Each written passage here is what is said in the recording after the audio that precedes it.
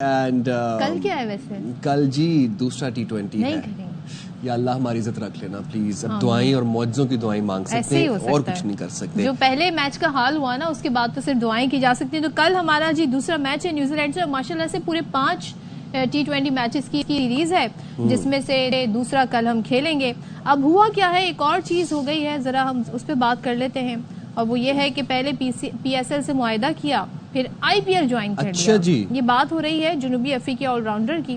Carbon باش ان کا نام ہے اور انہوں نے ایجنٹ کے ذریعے قانونی نوٹس بھیج دیا گیا ہے ان کو PCB کی جانب سے. PCB نے کہا ہے جی ٹائم فریم جو ہم نے آپ کو دیا ہے نا اس کے اندر آپ جواب دیں ہمیں. ہوا کیا؟ اب یہ ہم دیکھ لیتے ہیں. چلیں شاہد ہاشمی صاحب ہمارے ساتھ موجود ہیں. شاہد صاحب thank you for giving us your precious time. Shahid صاحب پہلے تو یہ آئے گا کہ کل پاکستان سے آپ کو کیا امیدیں ہیں، اور دوسرا یہ بھی بتائے گا کہ اب یہ جو کاربن باش والی جو سٹوری ہے یہ کیا ہے؟ دیکھیں پاکستان کی ینگ ٹیم ہے اور اس 5 میچوں کی سیریز میں مجھے لگ رہا ہے 4 میچ نیوزی لینڈ جیت جائے گا اور 1 میچ کم از کم بارش کی نظر ہوگا. تو بڑی ایک طرفہ سیریز ہوگی. اس لیے کہ نئے پلیئر بھی ہیں، کچھ غلطیاں کر رہی ہے ٹیم مینجمنٹ. مجھے سمجھ میں نہیں آ رہا کہ عثمان خان جب ایک ایکسپیرینس پلیئر ہے ان کو کیوں نہیں کھلایا. عباس آفریدی T20 چند بہترین بالرز میں تھے، ان کو پہلے میچ میں کیوں نہیں کھلایا.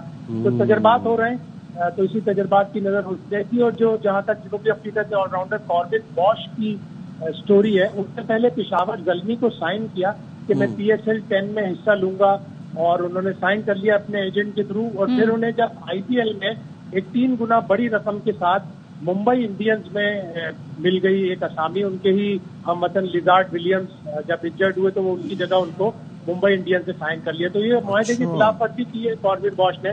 تو پاکستان سپر لیگ میں اسی لیے انہوں نے قانونی نوٹس بھیجا ہے کہ آپ ایک ایگریمنٹ کرنے کے بعد آپ اس سے کیسے پھر سکتے ہیں، اس کی وضاحت کریں. اچھا، تو اب یہ جو دوسرا T20 ہے شاہد صاحب یہ بتائیے گا، اب سمد حارث سمیت نئے کھلاڑی شامل کیے تھے، پرفارمنس نہیں دے پائے، تو اب کیا لگ رہا ہے کل آپ کو ٹیم کمبینیشن کے بارے میں؟ تو دیکھنا پڑے گا پاکستان کو کہ جب آپ کے پاس ایکسپیرینس پلیئر موجود ہے، جیسے میں نے کہا کہ عثمان خان موجود ہیں، وہ T20 کرکٹ کھیلتے رہے پاکستان کی طرف سے، ان کو چانس دیں. عباس آفریدی اس فارمیٹ کے چند بہترین بالرز میں سے ہیں. پاکستان کے 18 میچوں میں ان کی 30 وکٹیں ہیں. تو جب ایک ایکسپیرینس بالر آپ کے پاس موجود ہے اس کو آپ کھلائیں. حارث رؤف بینچ پر موجود ہیں، ان کو کھلائیں. تو یہ کم از کم مجھے لگ رہا ہے ایک بالر اور ایک بیٹر کی تبدیلی ممکن لگ رہی ہے. لیکن ٹیم مینجمنٹ ساتھ ساتھ یہ بھی سوچے گی کہ ابھی ایک ہی میچ دیا ہے تو ان پلیئروں کو کم از کم 1-2 موقع اور دیے جائیں. کم از کم ایک فاسٹ بالر تو مجھے لگ رہا ہے چینج ہوگا. ٹھیک. اور جو شاہد صاحب یہ بھی بتائے گا کہ پاکستان کی بیٹنگ کا اصل مسئلہ کیا ہے؟ آئی نو کہ ہم بہت بارہا اس دفعہ اس بات کے اوپر گفتگو کر چکے ہیں اور آپ نے بہت اس کے اوپر مشورے بھی دیے ہیں، لیکن کوئی 2 ایسی چیزیں جو آپ کو لگتا ہے کہ پاکستان کی بیٹنگ کے اندر سب سے بڑے یہی 2 مسئلے ہیں. سکون سے دیکھنا پڑے گا کھیل کر. اگر گیند اتنی سوئنگ ہو رہی ہے، اتنی تیز ہوا چل رہی ہے تو بلے کو گھمائیں، بغیر بال دیکھے بلے کو نہ گھمائیں، دیکھ کے تھوڑا سا سیٹ ہونے کی کوشش کریں.